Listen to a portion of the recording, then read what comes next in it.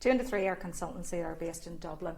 We have offices in Cork and Belfast, and we work for the non-for-profit sector across Ireland. We offer a full package of supports to local sports clubs and national governing bodies.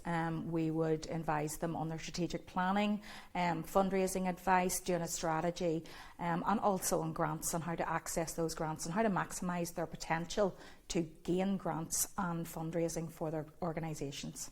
Every club, regardless of what size or how old or how long it's been established, should have some sort of plan, should always be ready, never to react when funding is being announced, to always have a plan in place and be proactive. And that doesn't just mean applying for a grant, that means doing your local fundraising, looking at local donors, looking at sponsorship. Is there money out there?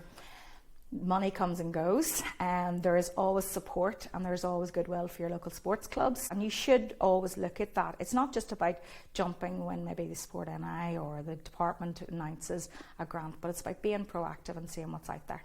So is your experience that there's a lot of clubs out there who try to just go and do their own thing and think we'll be okay and don't sort of seek advice from you and maybe miss out?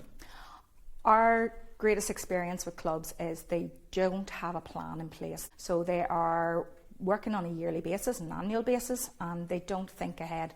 So always look ahead as your committee, what you can be doing, how you can be more proactive, who can you get involved, and then see where the money fits.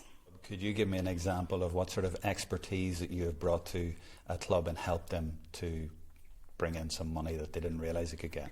Well, we are working with a national governing body in the south of Ireland, which wouldn't be one of the top sports, as I mean soccer or GAA or rugby. And initially they were just looking at some equipment. So they were looking at their national centre that they had, and it just wasn't fit for purpose. So initially we went in to do some advice with them on equipment grants. We were then contracted in to help them apply for large-scale funding, and from that now they are in the process of developing a plan for a national training centre. It will probably cost about $2 million. You tell me how the Northern Ireland Sports Forum engagement with yourselves can help you to get out there more? Our partnership with the Northern Ireland Sports Forum is crucial. We are involved in delivering webinars with the forum and getting that advice out there and actually looking at best practice, because there's things that are happening here in the north, especially about inclusivity and gender and getting people involved in clubs that aren't happening in other areas. So we're looking at best practice north and south and trying to share that across sports clubs